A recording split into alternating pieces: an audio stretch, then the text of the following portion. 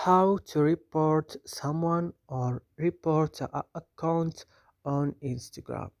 Today guys, I will show you how to do this. Just watch this video until the end and make sure that you like and subscribe in this video.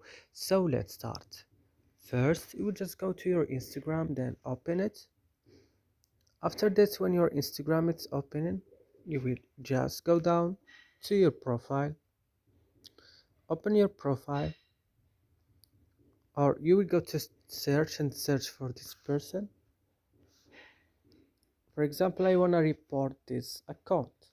I will just click on this 3 point here, then click report, then say like what's the reason, what do you want to report. For example, a specific post or something about discount. For example, they are printing something else like this.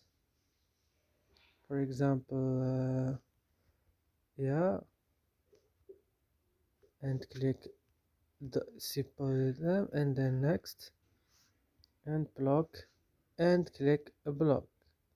And that's it. I hope this video is useful for you guys. Don't forget to like and subscribe in this channel. See you next.